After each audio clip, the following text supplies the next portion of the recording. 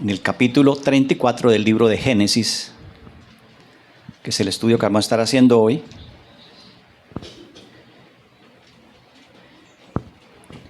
Y vamos a estar yendo por todo el capítulo para que el Señor nos dé su enseñanza.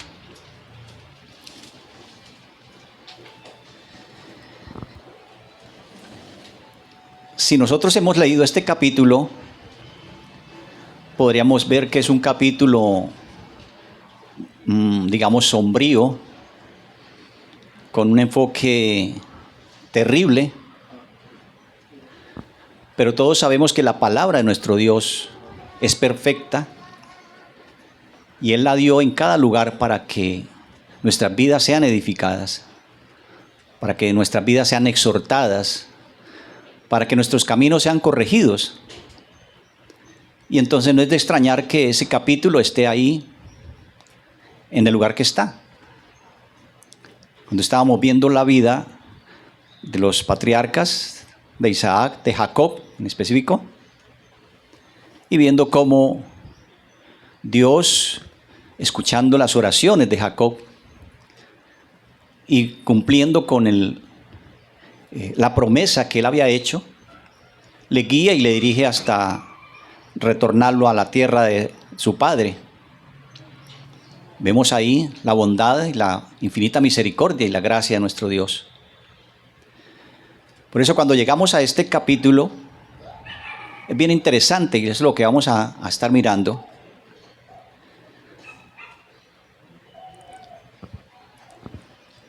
Ahora, digamos, la vida de Jacob, como podemos empezar a ver en este capítulo, la vida de Jacob no estuvo exenta de dificultades. De hecho, fue una vida bien llena de complicaciones y dificultades. Pero era un hombre escogido por Dios. Tenía la gracia de Dios sobre su vida. Él vivió pruebas, dificultades. Es más, si vamos al capítulo 47, ahí en ese capítulo cuando está frente al faraón, el faraón le pregunta: ¿cuántos son los días de los años de tu vida? Le pregunta a Jacob. Y Jacob le responde: los días de los años de mi peregrinación son 130 años. Pocos y malos han sido los días de los años de mi vida, y no han llegado a los días de los años de la vida de mis padres en los días de su peregrinación. Qué interesante. Pero es que este hecho que él está viviendo es el reflejo de la situación que vamos a ver en este capítulo 34, o parte de las situaciones que él vivió. Por eso él, cuando se expresa frente al faraón, dice: fueron pocos los años y, digamos, difíciles, malos, dice una palabra, los años de mi vida. Por eso este capítulo vamos a ver en dos puntos.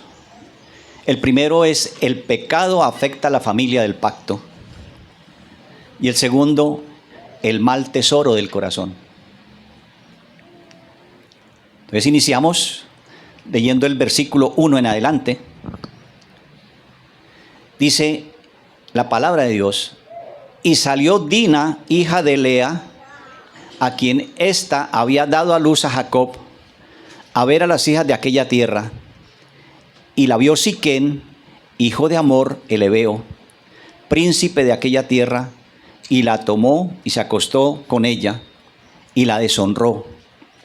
Mas su alma se apegó a Dina, hija de Jacob, y se enamoró de la joven.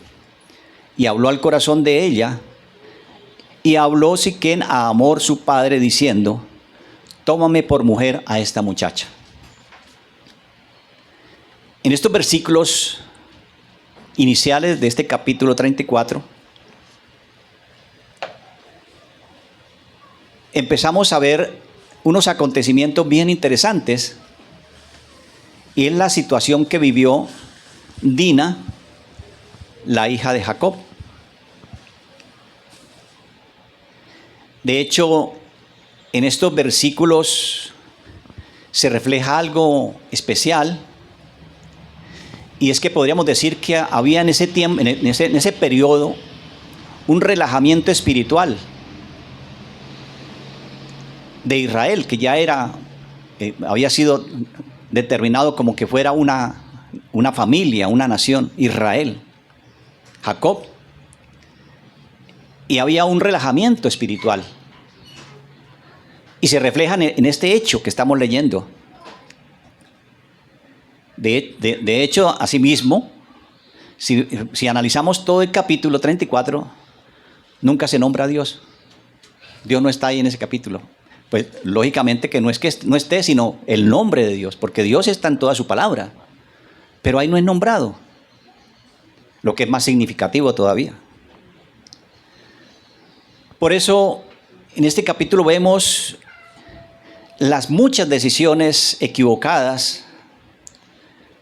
Y este capítulo es, y aún digamos después de este capítulo viene el capítulo 35, que es aleccionador respecto a que Dios, ahí en el capítulo 35, les muestra o les señala claramente el hecho de por qué estaban viviendo esa situación del capítulo 34. Era un relajamiento espiritual, como les decía. De hecho, dice que Dina salió a ver las hijas del país. Ella salió cautivada por los comportamientos pecaminosos de las mujeres que estaban alrededor. Dina le llamó la atención, tal vez los lujos, las diversiones, la idolatría posiblemente que cometían esas mujeres. Y curiosamente le llamó la atención y fue hacia ellas. Eran mujeres paganas. Como consecuencia de ese acto que ella hace, dice que fue tomada y violada. Este es el resultado de una curiosidad pecaminosa. Dina no tendría por qué estar allá buscando lo que no se le había perdido. Por el contrario, cautivada por esos atractivos de estas mujeres sobre sus comportamientos, dice: voy a visitarlas. Y en esa oportunidad es tomada y violada. Ahí estamos determinando que hay un descuido de esa relación que debían tener con Dios. Porque ese hecho le hizo presa fácil del pecado.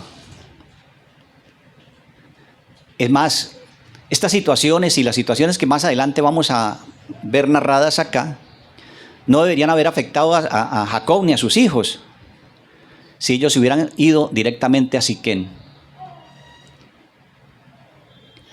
y allí hubieran cumplido, hubieran seguido directo, no se hubieran quedado en Siquén, sino hubieran seguido a Betel, donde el Señor le había dado la promesa a Jacob, y hubiera ido hasta Betel para cumplir completamente su voto que él había hecho cuando iba en huida para buscar esposa. Por eso entonces nos damos cuenta que Jacob, ahí en ese aspecto, estaba fallando en su liderazgo espiritual. Había determinado quedarse en esa ciudad y producto de la contaminación del mundo hacia esa familia, que era una familia escogida, se estaban produciendo estos hechos. Y este que fue tan grave, tan tremendo y difícil, la violación por parte de un impío a su hija.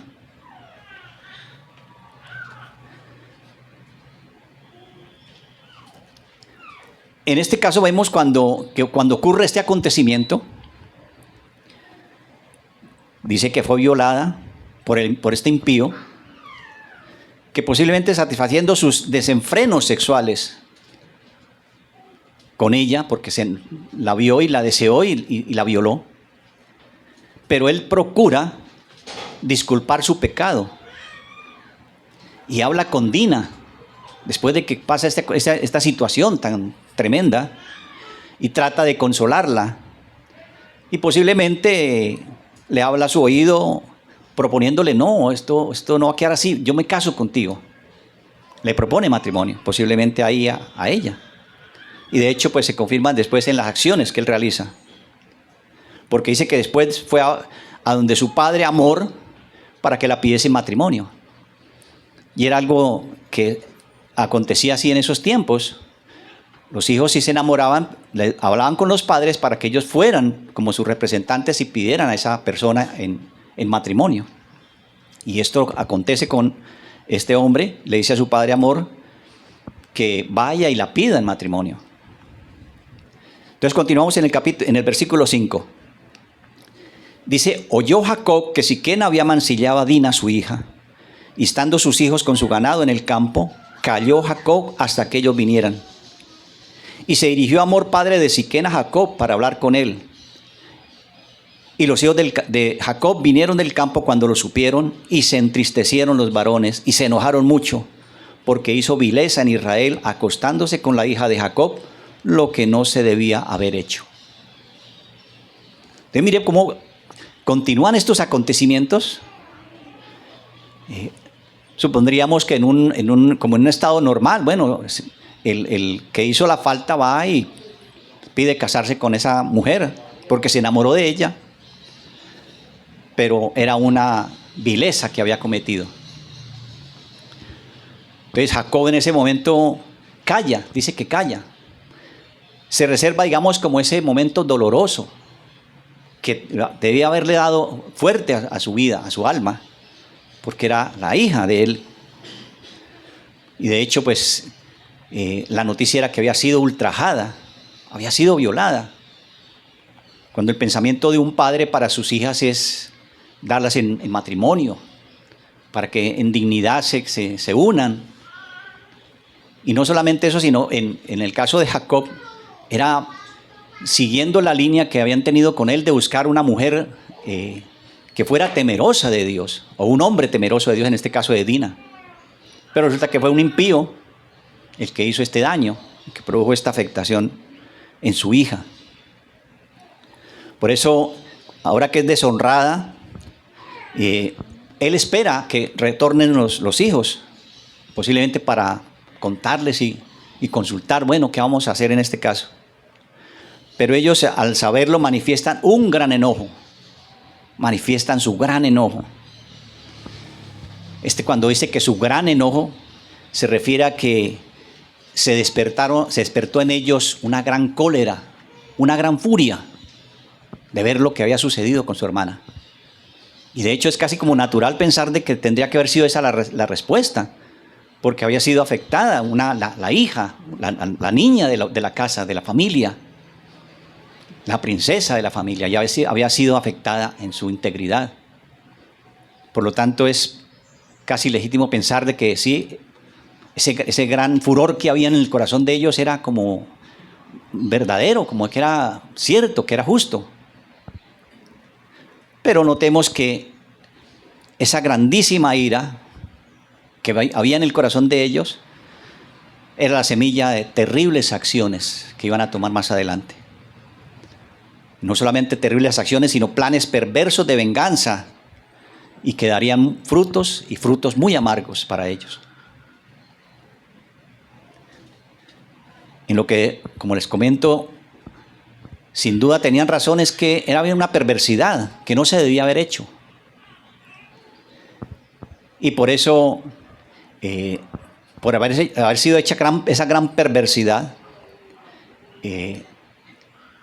ellos podríamos decir que se apropian por sí mismos del derecho de tomar venganza.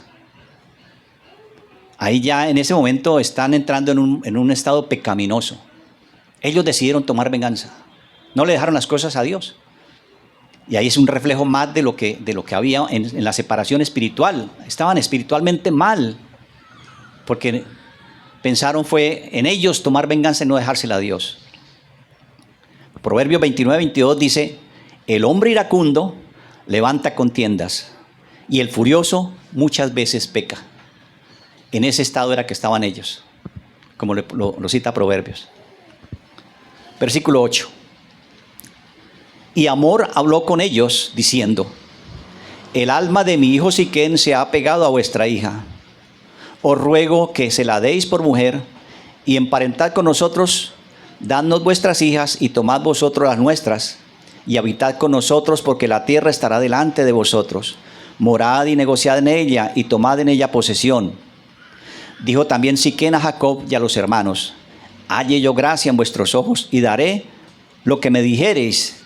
Aumentadme mucho la dote y los dones, que yo daré cuanto me digáis, y dadme la joven por mujer. En este versículos que estamos leyendo, vemos una actitud, digamos, de tratar de solucionar el conflicto y la situación, el daño cometido. Hamor, que es el padre de Siquén, el autor de la vileza, dice que aunque los hijos de Jacob estaban airados y estaban en esta tremenda indignación, pero ellos van y tratan de apaciguar eso mismo, esa situación. O al menos tratar de mitigar la ira, el furor de estos hombres. Y se manifiesta en cómo, en que ellos cortésmente acuden a Jacob y a sus hermanos para decir: vamos a buscar una solución a este problema. Ahora, el hecho de que ellos debieran haber tenido una recepción cordial hacia ese encuentro que tuvieron, es por el hecho de que Siquén, el príncipe, el que había sido el autor del daño, les ofrecía dar una dote de regalos mucho más allá de lo normal. Él dijo: bueno, si es un daño tremendo, pues no interesa lo que tenga que pagar. No interesa lo que tenga que pagar. Porque el único deseo de ella era tener a Dina como esposa. Dijo: pues ya cometí esta vileza, pues quiero que sea mi esposa. Y no me interesa cuánto me cueste, cuánto tenga que dar de dote para tener a Dina. Así que el deseo que tenía él de tener a Dina por esposa, digamos, siendo él un príncipe, porque era el hijo del que estaba gobernando en ese lugar. Y además, digamos, algo que tendríamos que ver es que él era, como el dueño con su padre de ese sector, de ese lugar, de esa ciudad. Y Jacob y sus hijos eran extranjeros. Por lo tanto, deberían haber tenido una actitud humilde ante la solicitud que hacía Siquén. Y Hamor, porque Hamor también estaba ahí intercediendo por su hijo. Debían haber tenido una actitud humilde, porque era una actitud suplicante, y debían haberle dado el perdón. Ellos eran extranjeros, estaban como en un lugar invadiendo, podríamos decir, pero a pesar de eso, tendrían que haber sido amables o aceptar, digamos, como ese trato que estaban ofreciendo. Pero por el contrario, ellos permanecieron implacables. Y era el reflejo del tremendo orgullo que ellos sentían. Habían sido heridos en su orgullo. Estaban mal. No era posible que ninguna cantidad de dinero o ninguna dote cubriera ese daño. Por eso, entendiendo que había una mala actitud en el corazón de ellos, un orgullo, una actitud de no perdonar, de no llegar a un acuerdo. Vamos al segundo punto, que es el mal tesoro del corazón. Había un mal tesoro en el corazón de ellos. Versículo 13. Y respondieron los hijos de Jacob a Siquén y a Hamor su padre, hablándoles con engaño, por cuanto habían amancillado a Dina su hermana, y les dijeron: no podemos hacer esto de dar nuestra hermana a un hombre que tiene prepucio, porque entre nosotros es abominación, mas con esta condición consentiremos: si os hacéis como nosotros, que circuncidándose entre vosotros todo varón, entonces os daremos nuestras hijas, y tomaremos nosotros las vuestras, y habitaremos con vosotros, y seremos un pueblo. Mas si no prestáis oído para circuncidaros, tomaremos nuestra hija y nos iremos. Y parecieron bien sus palabras a Hamor, y a Siquén hijo de Hamor, y no demoró el joven en hacer aquello, porque la hija de Jacob le había agradado, y él era el más distinguido de todos los de la casa de su padre. Entonces Hamor y Siquem, su hijo, vinieron a la puerta de la ciudad, hablaron con los varones de la ciudad, diciendo: estos varones son pacíficos con nosotros, y habitarán en la tierra, negociarán con ella, pues he aquí la tierra es bastante ancha para ellos. Nosotros tomaremos sus hijas por mujeres y les daremos nuestras hijas. Mas con esta condición consentirán estos hombres en habitar con nosotros, para que seamos un pueblo, que sea circuncidado todo varón entre nosotros, así como ellos son circuncidados. Sus ganados, sus posesiones y todas sus bestias no serán nuestras. Solamente consintamos en esto y habitarán con nosotros. Y obedecieron a Hamor y a Siquem, su hijo, todos los que salían por la puerta de la ciudad, y fue circuncidado todo varón, todos los que salían por la puerta de la ciudad. Qué tremenda esta situación. Siquem procura hacer lo posible por solucionar todas las cosas o la situación que él había provocado, pero vemos que en el corazón de los hermanos de Dina no había una actitud de querer perdonar. Por el contrario, en esta situación y en este momento que ellos ponen esas condiciones, se empieza a manifestar lo corrupto que realmente había en el corazón de los hijos de Jacob. Había maldad en el corazón de ellos, orgullo, artimañas, mentiras y venganza. Y como si fuera poco, era actuar contra Siquem como el autor de la ofensa. O sea, no querían aceptar nada de parte de él, sino solamente él fue el que afectó a su hermana. Él era como el centro de la venganza. Pero había tanta maldad en el corazón de los hijos de Jacob que no pensó solamente en vengarse contra Siquem, sino que dijeron: involucremos a toda la ciudad. Involucran en esta petición que estaban haciendo, involucran a toda la ciudad. O sea, se acrecienta mucho más la maldad del corazón de estos hombres.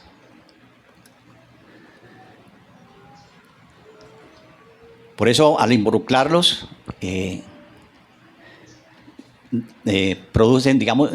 prometen con mentiras cosas que no van a cumplir. Prometen convivir con ellos, que eso es falso, no lo iban a hacer. Prometen muchas cosas, pero todo eran mentiras. Ellos sabían que era falso lo que estaban prometiendo. Entonces notemos que los hijos de Jacob le están copiando en cierto modo las formas de engaño de su padre. ¿Cierto? Porque en cierto modo Jacob había sido engañador también.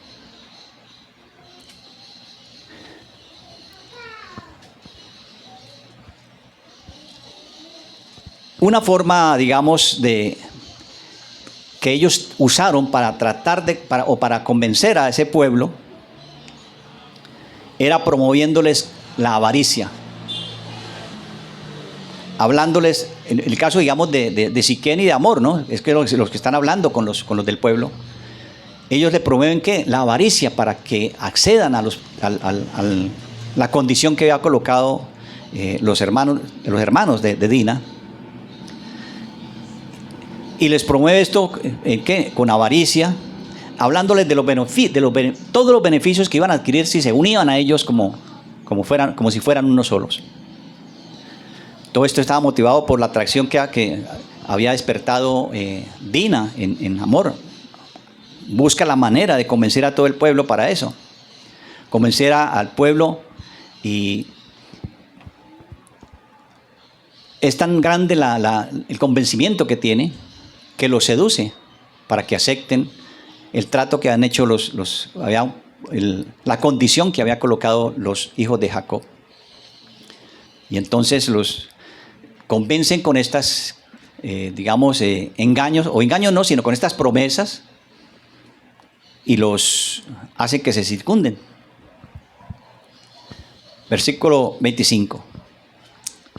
Sucedió que al tercer día, cuando ellos sentían el mayor dolor, 2 hijos de Jacob, Simeón y Leví, hermanos de Dina, tomaron cada uno su espada y vinieron con seguridad contra la ciudad que estaba desprevenida, y mataron a todo varón.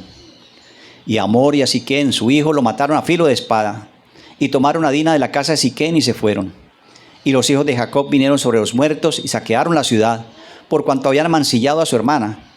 Tomaron sus ovejas y vacas y sus asnos y lo que había en la ciudad y en el campo y todos sus bienes, y se llevaron cautivos a todos sus niños y sus mujeres y saquearon todo lo que había en las casas.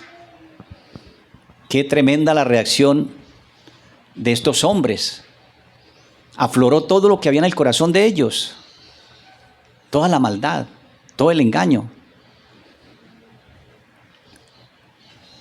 Por eso nos damos cuenta que todo lo que ellos hicieron fue meditado en su corazón. Lo pensaron, lo reflexionaron muchas veces, hicieron ese plan malévolo, maligno, para que tuviera éxito. Y por eso aprovechan y toman ventaja cuando los varones están convalecientes de la circuncisión. De hecho, estaban recién operados, apenas estaban recuperando. Y todos los varones estaban en esa situación porque todos habían aceptado el trato. Aquí entonces, Simeón y Leví son nombrados como autores de la matanza. Y entonces vemos que ¿por qué? ¿Por qué son nombrados ellos? Posiblemente porque eran los hermanos directos de Dina. Eran hermanos por su madre Lea. Lea era la madre de ellos y la madre de Dina. Y posiblemente esa relación fue más estrecha y muy familiar, y por lo tanto ellos fueron los que dijeron: nosotros somos los que tenemos que tomar venganza respecto a esto. Porque nuestra hermana, la que ha estado con nosotros, creciendo con nosotros juntamente, aunque todos los hermanos estaban en un mismo lugar, pero eran hermanos de padre y madre. Pero tampoco podemos descartar que todos los hermanos hubieran participado de esa matanza o de ese saqueo. Porque de hecho ellos también estaban afectados y mostrando toda la pecaminosidad de su corazón. Cuando dicen que añadieron a esa maldad que estaban de asesinar, robaron, le añadieron robo. Fueron y saquearon todo lo que no era de ellos. Entonces fue una gran y tremenda desgracia la que aconteció ahí, producto de un corazón malvado, de corazones impíos, de corazones no convertidos al Señor. Entonces no fue suficiente la venganza desmedida, sino que también se hicieron ladrones, ávaros y crueles, aprovechando la desprevención de los habitantes de la ciudad. Claro, estaban convalecientes. ¿Quién iba a defender a las mujeres y a los niños? Si estaban enfermos, podríamos decir. ¿Quién se levantaba para defenderlos? Ninguno. Y aprovecharon esa debilidad y los mataron, los destruyeron.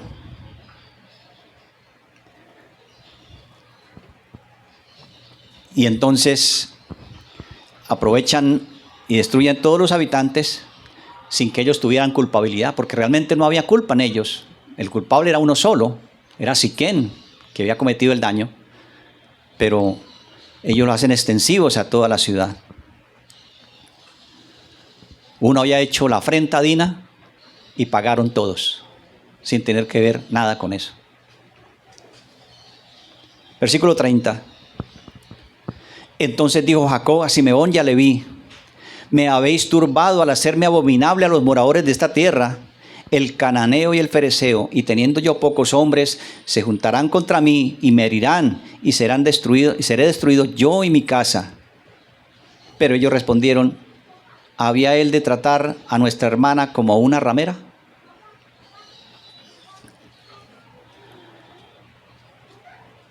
Entonces en estos versículos vemos cómo Jacob condena el crimen, como padre lo condena, y esclarece que él no ha tenido nada que ver con eso, ni que hubiera sugerido hacerlo. Por eso, para confirmar esa actitud del corazón de Jacob, que no había compartido esas acciones, ni que había dado ninguna opinión respecto a eso, está en el capítulo 49, de Génesis 49. Vamos a Génesis 49, sin olvidar que estamos en el 34. Génesis 49. Este capítulo es cuando ya Jacob está en sus últimos días y está dando la bendición a todos sus hijos. Pero hay algo bien especial en el versículo, el capítulo 49, en el versículo 5. Dice: Simeón y Leví son hermanos, instrumentos de violencia son sus armas. En su consejo no entre mi alma, ni a su asamblea sea mi gloria. Porque en su furor mataron hombres y por placer desjarretaron toros. Maldito su furor, que fue fiero, y su ira, que fue dura. Yo los dividiré en Jacob y los esparciré en Israel. Por el resto de su vida, Jacob tuvo ese sentimiento ahí, el pecado cometido por sus hijos. Él no estaba de acuerdo que actuaran de esa manera. No les había dado instrucciones para que actuaran de esa manera. Por eso aquí es tan claro cuando lo afirma. Y de hecho esa profecía se cumplió con ellos. Dice: yo los dividiré en Jacob y los esparciré en Israel. Simeón llegó a ser una de las tribus más pequeñas de Israel. Y le tocó compartir territorio con Judá. Y Leví no le fue dado territorio, pero solo por el celo que Leví, la tribu de Leví mostró hacia Dios. Esa tribu fue escogida por Dios para que le sirviera a él. Pero nos damos cuenta que en esa afirmación de Jacob estamos viendo cómo él no estaba de acuerdo con las acciones que han hecho sus hijos.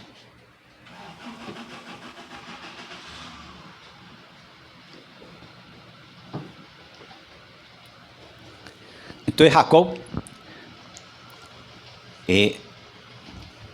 descarta que alguno en ese momento pensara que había actuado él acompañando a sus hijos o apoyándoles a ellos. Hace esa promisión después en el capítulo 49. Aquí en los versículos que leímos en capítulo 34, en los últimos versículos que leímos, que hablan que él les dice que lo han turbado, lo han hecho abominable. Es decir, él fue afectado también por esa situación. Dice que lo han hecho aborrecible como una peste. Hay una palabra que es más clara, que dice que es como si oliera mal, como si fuera algo corrupto. Dice: me hicieron aborrecible como una peste entre los habitantes de la tierra. Y nombra al cananeo y al fereceo. Bueno, ¿y por qué lo nombra si ellos no estaban ahí? Porque en el corazón de Jacob estaba el temor de que al ver la situación tan tremenda que ellos habían hecho, pues se unieran a su alrededor las otras naciones y lo combatieran y lo destruyeran. Él piensa en eso, y se van a unir muchos más y nos van a destruir, nos van a acabar. Ese era el temor de Jacob. Aunque ellos no hayan recibido ningún daño de parte de ellos, podrían levantarse como enemigos contra ellos, atacarlos y destruirlos. Porque ellos de hecho eran una minoría, era una familia pequeña todavía. Y podían ser destruidos por otros habitantes de ese territorio. Pero algo interesante, al parecer vemos aquí actuar a Jacob de una forma absurda, ¿no? Por pasar alto la ofensa cometida contra Dios. Y que se centra como en su vida, como en el peligro que tenía su vida. Y podríamos preguntarnos ahí, bueno, ¿y por qué Jacob no está más bien enojado y ofendido y reprueba la crueldad, la rapacidad, la deslealtad de sus hijos? ¿Por qué no actúa de esa manera? Pero Jacob posiblemente es que está abrumado por esa situación tan difícil y tan tremenda que vivió, y de ver la fragilidad de su familia y el peligro que está su familia. Entonces él no está pensando en recriminarle, ni en reprocharle, ni en exhortarle, en nada, sino él está diciendo que ustedes me metieron en un tremendo problema. ¿Cómo vamos a salir de aquí, de esta situación? Mire lo que ustedes han hecho. que es terrible.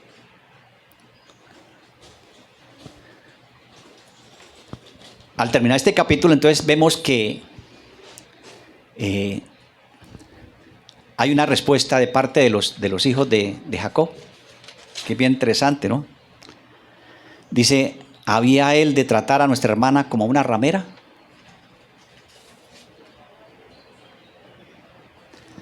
Y esta respuesta que dan ellos tiene en el fondo una actitud pecaminosa también. De hecho, todo lo que han hecho es pecaminoso.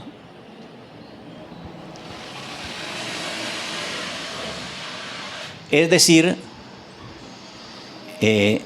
esta respuesta que están dando ellos está manifestando que en ellos no hay arrepentimiento. No están reconociendo el error que cometieron. Es más, se están justificando. Los matamos a todos. ¿No ve lo que ellos hicieron? ¿No ve cómo trataron a nuestra hija? Se lo merecían, por eso lo hicimos. Se están justificando. No reconocen su pecado. No ocurre siempre, ni ha ocurrido siempre en el corazón del hombre, que se ha justificado por su pecado, por su maldad. Cuando nuestros primeros padres pecaron, ¿a quién le echaron la culpa? ¿A Adán? A Eva. Ella fue la culpable.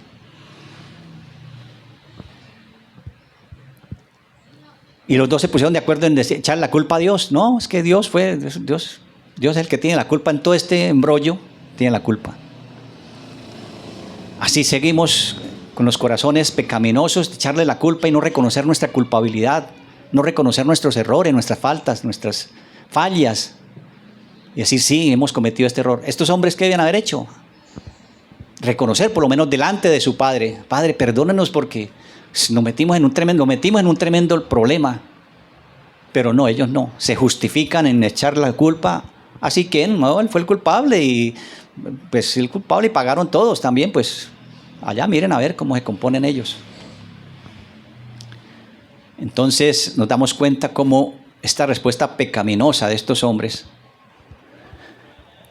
que actuaron contra todo un pueblo y solo por la injuria de un solo hombre, es una respuesta, por un lado, breve, que dan ellos, ¿no? Como simplemente, papá, esto y esto, ya. ¿Sí? Pero muestran unos hijos rebeldes, porfiados, obstinados en mantener la justificación de la venganza desmedida que cometieron. Eso es lo que están haciendo con una respuesta así de corta. No, ellos los que nos ofendieron. Punto. Esa es la actitud de un corazón malo, con malos frutos. Si nosotros recordamos esta actitud del corazón de estos hombres, en la Biblia pues encontramos otras situaciones parecidas. No vamos a leerlas, pero vale la pena recordarlas. En el segundo libro de Samuel, en el capítulo 13, hablan de una situación muy similar a esta. En la familia de David.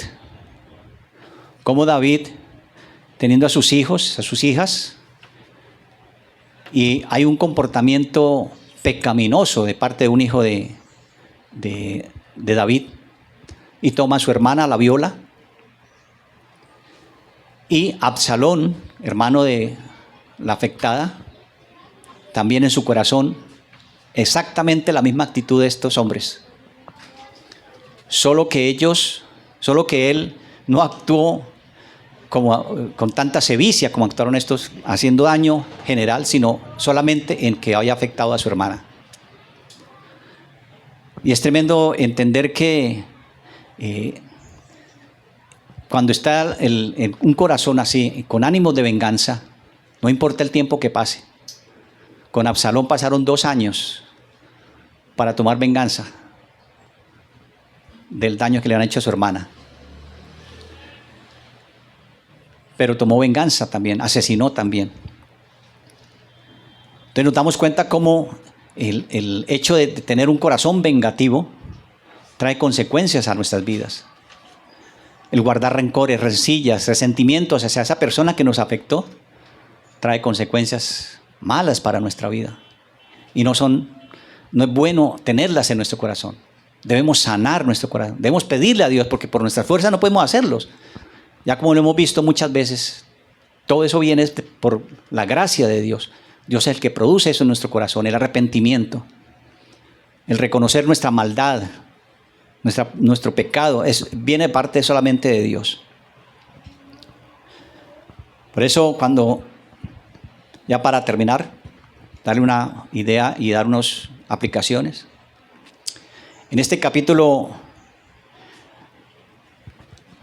nos lleva a que cuando nos olvidamos de la relación que debemos tener con nuestro Dios, vamos a cometer muchas equivocaciones, muchos errores. Por eso se nos invita, y la palabra de nuestro Dios nos invita tanto a tener relación con Él, comunión con Él, participar de lo que Él ha creado para que crezcamos espiritualmente, que nos apeguemos a nuestro Señor Jesús, que es el que nos da la capacidad para poder ser como Él, manso y humilde. Por eso, en este capítulo, Dios descubre la maldad del corazón del hombre. Es tremendo ver cómo toda esta situación se nos muestra con tanta claridad. Los hechos que esos hombres hicieron, pero también nos muestra con claridad cómo es el corazón del hombre. Cómo es el corazón del hombre pecaminoso y que solo produce malos frutos. Entonces podríamos preguntarnos, bueno, leyendo este capítulo, ya como una aplicación, ¿qué fue lo que produjo entonces la desgracia de Dina? Y como consecuencia, todo el efecto que trajo como consecuencia. Lo que produjo esa desgracia de Dina fue simplemente la curiosidad. Por eso es que nosotros como creyentes debemos tener cuidado con la curiosidad. O tener cuidado con lo que está de moda, o con lo que es normal en el mundo, que no podemos mirarlo, podemos acercarnos para conocer. Esa curiosidad nos puede llevar a tener consecuencias muy, muy fatales hacia nuestra vida. Puede atentar contra nuestra alma. Puede inclinar nuestro corazón al mundo y puede llevarnos incluso a apoyarnos en nuestra propia prudencia. Como les decía, pone en peligro nuestra alma. Y cuando nos alejamos de esa comunión, de esa relación con Dios, producto de la curiosidad o del atractivo del mundo, nos olvidamos de lo que dice la palabra de nuestro Dios. Proverbios 3, 5 y 6 dice: fíate de Jehová de todo tu corazón y no te apoyes en tu propia prudencia. Reconócelo en todos tus caminos y Él enderezará tus veredas. Dios es el único que puede guardarnos de caer en esas situaciones tremendas que pueden acontecer en nuestra vida. Pero necesitamos reconocerlo, reconocer a nuestro Dios y no actuar por nuestra propia prudencia. O yo tengo años ya, yo sé cómo son las cosas, yo sé cómo pasa esto y esto. Y me voy por curiosidad y caigo en la trampa del enemigo. Por eso nuestra mayor responsabilidad como creyentes es mantener una estrecha relación con nuestro Dios. No sea que al alejarnos callamos en esos atractivos del mundo. Y esos atractivos nos llevan ¿a qué? A pecar. Y recordemos que la fe salvadora de los padres no es garantía de esa misma fe para los hijos. Cada uno es responsable de sus acciones. No podemos echar la culpa a Jacob porque era el patriarca, el encargado de la familia. Cada uno de estos hombres tuvo que dar cuentas de su irresponsabilidad. Aquí el Señor en este capítulo nos enseña claramente que el corazón del hombre es engañoso, más que todas las cosas, y perverso. ¿Quién lo conocerá? Dice Jeremías 17:9.